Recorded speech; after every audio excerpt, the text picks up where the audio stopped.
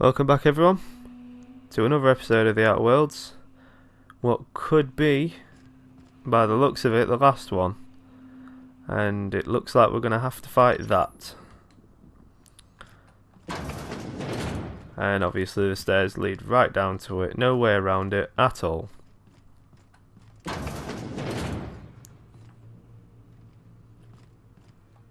I've got a feeling I'm going to die here.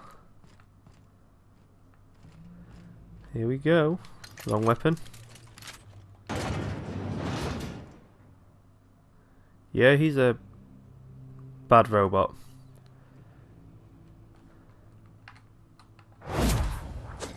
What did I do? Oh, that's awesome. Hey, boss! Watch this! Attacking! He's a robot, so hopefully this does something.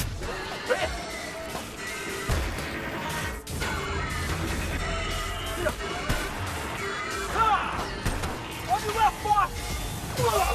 Am I left? Where? Oh, obviously there's more.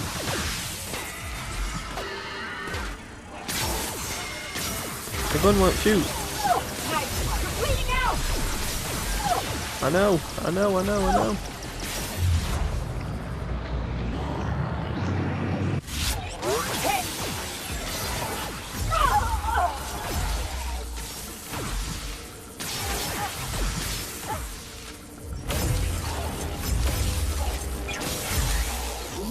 Reload.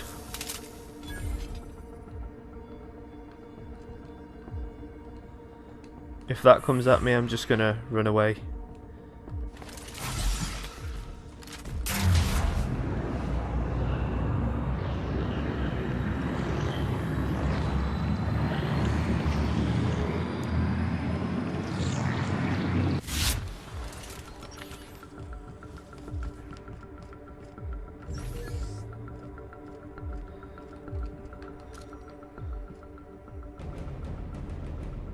Reminds me of the Terminator.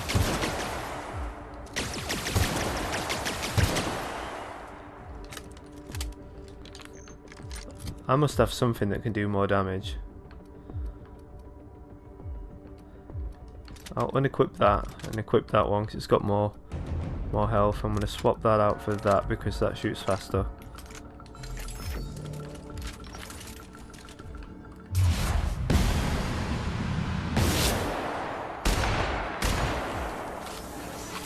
Oh no.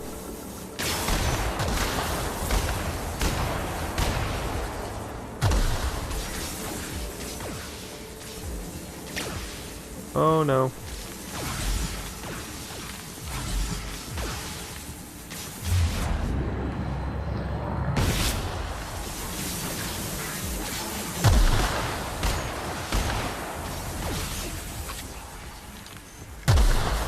So the big guy's slow. Well, somewhat slow.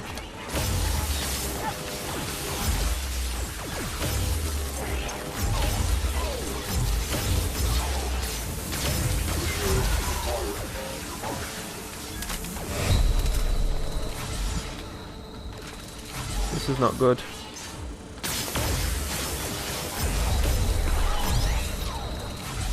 Oh, he's there, he's there. This is tough. What's he doing?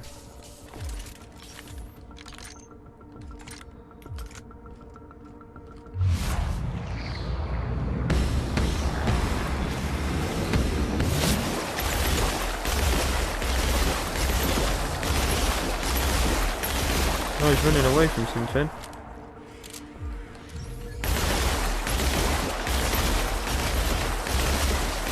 I've done something.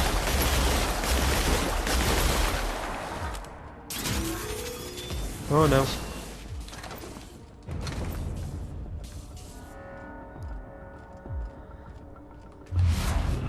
Oh my god, he's like aiming right at me.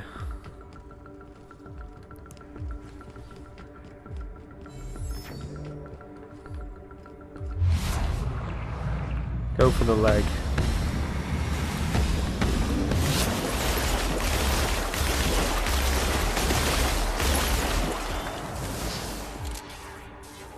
Oh, here comes some more of these things.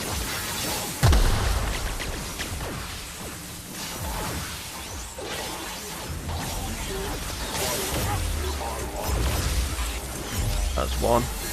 Oh my god, I ran the wrong way.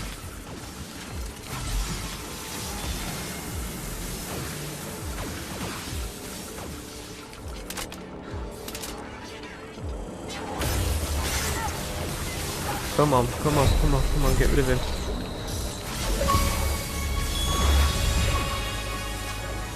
I have to stay away from the big guy at the same time.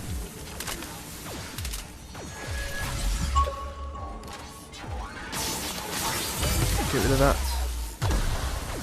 One more left. I think, yeah. I'm just flying through these inhalers.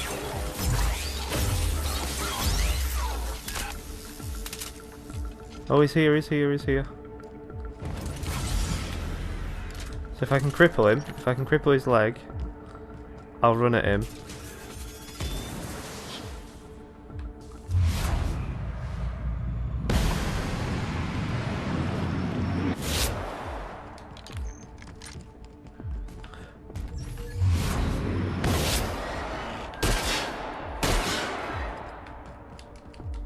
Reload, reload.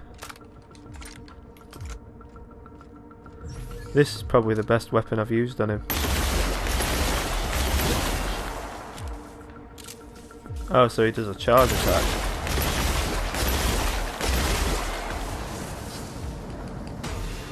I don't know if they come out on a percentage of his health or if it's timed. This is actually stupidly... It's got a stupid amount of health. Come on, cripple the leg. I wonder if I can hit him round the corner with the electricity. No.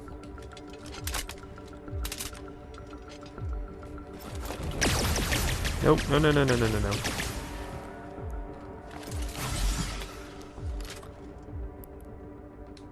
I could do with being able to run up to him.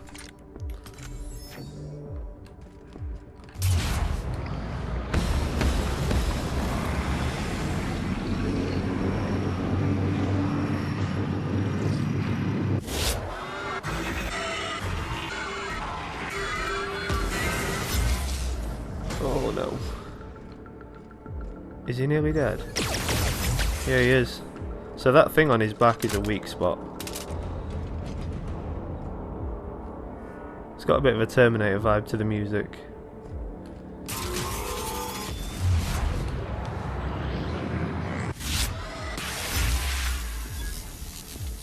Yes!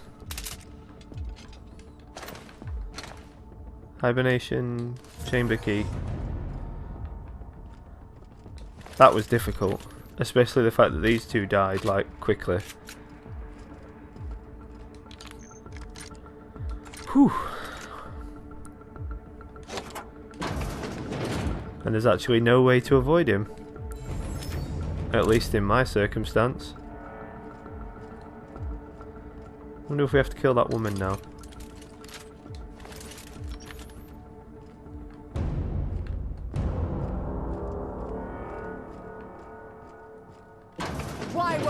Whoa!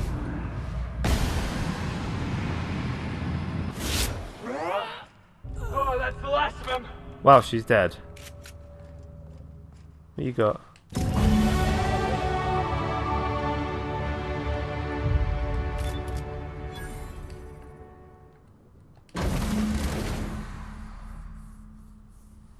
You're here. You made it. I can hardly believe my eyes. You didn't have to do this, you know. Risk your life just to save mine.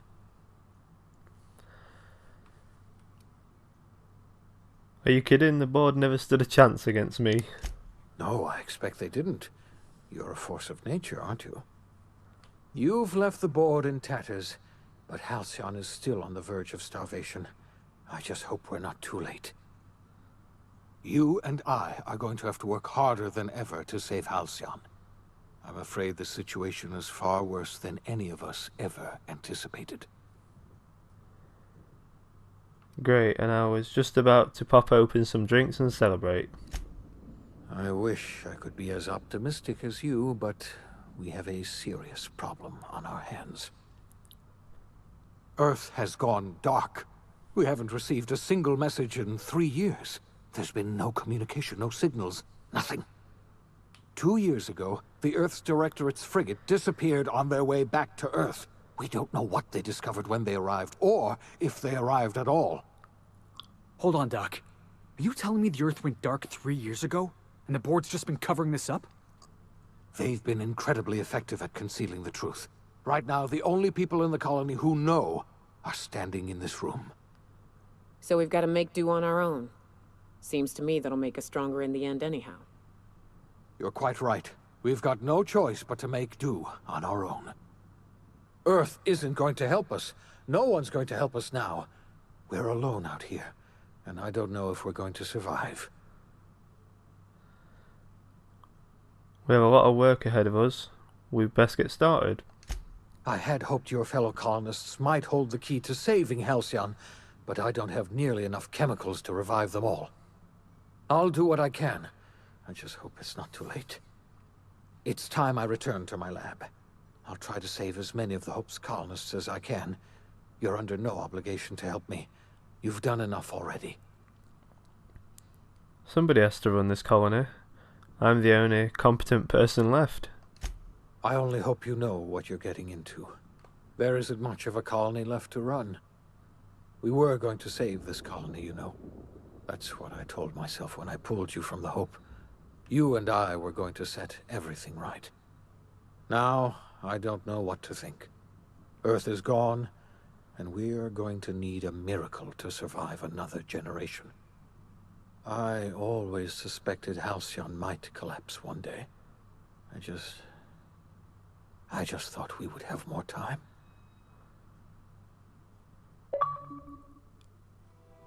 The OSI teaches that everything in the universe happens according to the grand plan. But the stranger that arrived in Halcyon was an unplanned variable.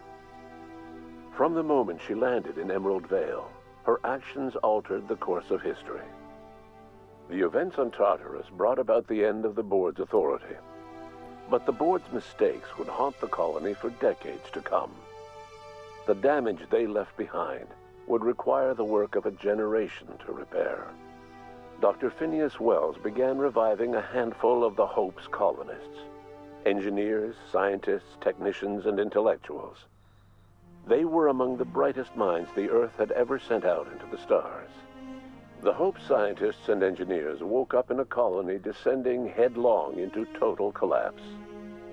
With no way to return to Earth, they had no choice but to band together and devote themselves to the cause of saving Halcyon. The people of Halcyon were nothing if not hardy. In the absence of the board's authority, many of the colony's settlements banded together with a single purpose in mind: survival. Life was especially hard in the years to come. Some towns dissolved by attrition and starvation, but most of them found a way to carry on. In the years to come, Halcyon was forced to reckon with its newfound freedom. The board was gone, and for better or worse, the colony was responsible for its own destiny. Left unchecked, the war on Monarch consumed both MSI and the Iconoclasts. And when the sulfur cloud settled, only stragglers from both factions remained. Some found their way to Sublight, some to Terra 2, and some lived their final years fighting for food in the wilderness. In the end, only the beasts remained. Adelaide McDevitt replaced Reed Thompson as the leader of Edgewater. She and her followers transformed Edgewater in their image. Anyone loyal to Reed was pressured into leaving town, and those who stayed behind adapted to her way of life. Adelaide transformed the old cannery into a new garden. The nearby Edgewater Cemetery provided a convenient source of fertilizer.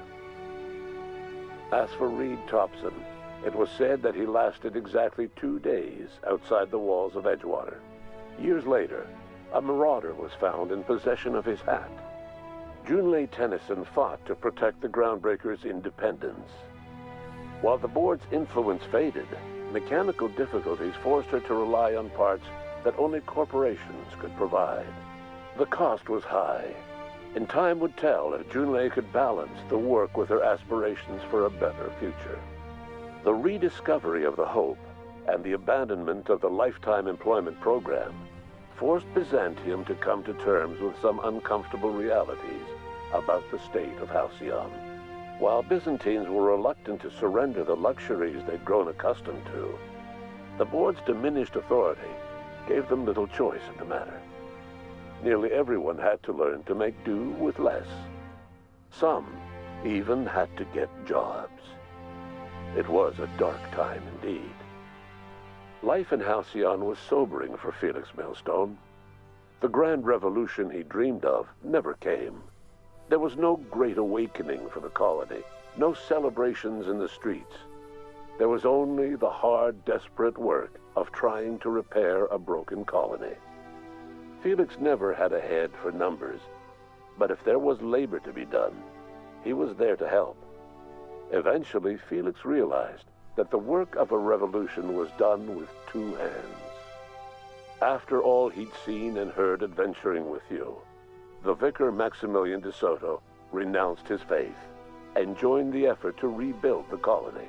Ironically, he finally found the joy that had eluded him over the course of his life, and realized that perhaps he was always meant to be just a simple laborer after all. He quickly dismissed the idea. Though Parvati eventually grew comfortable aboard the Unreliable, she never quite came out of her shell. She seemed to prefer the company of Ada to the crew, and she could often be found neck-deep in cables and grease, telling Ada funny stories from her childhood. While the colony fell into chaos, she found an island of relative peace with Ada, and they formed an unusual bond. She decided to remain aboard the Unreliable permanently as its chief and sole engineer. Nyoka returned to Monarch to take another crack at making a permanent life for herself. She formed the Charon Group, a mercenary outfit of ragtag survivalists and wilderness experts. Anyone in need of a guide or just looking to throw back a beer and swap stories could find her camping on the trail or clearing an infestation. Before his untimely death, Captain Alex Hawthorne had plans to restore and modify, for combat purposes, a sanitation and maintenance automechanical that he'd found in a state of disrepair in Emerald Vale's scrapyard. That unit remains broken down and forgotten in the Unreliable supply closet to this day. Though Minister Clark was eventually released from house arrest, long years of isolation left him a changed man, little suited for bureaucratic work or for the colony that was changing around him. He remained in his estate largely by choice, fading from public view. As for Dr. Phineas Wells, he spent his remaining years in his orbital lab. He was never able to come to terms with his own past, troubled by the decision of placing all his faith in the first colonist he ever revived, the infamous captain of the Unreliable. The revival project yielded mixed results. Phineas, weighed down by limited support and his own guilt, struggled to revive more than a handful of scientists and engineers. They made a heroic effort to solve the colony's problems, but with small numbers and facing long odds, their solutions never caught on. Only a few of the Hope's colonists were successfully revived. Wells died before he could see the fruits of his labor. He passed away a haunted man, crushed by the guilt of his failures. Small, petty factions squabble over what remains of the colony. Every attempt to reach out to Halcyon's neighbors is met with silence. And what about you, the unplanned variable in the history of Halcyon? You brought an end to the chaos on Tartarus and proved yourself the most capable leader left in the colony. You administered the colony in your own image. With the old power of the board destroyed, a new government of Halcyon rose with you at its center. With your steady hand, you guided Halcyon through the turbulent years that were to follow, and helped ensure the survival of the colony until the end of your days. No one knows what's happened to Earth, and no one knows what the future has in store for Halcyon. All we know for certain is this: the name of the Unreliable and that of its intrepid captain will remain the subject of countless stories for years to come.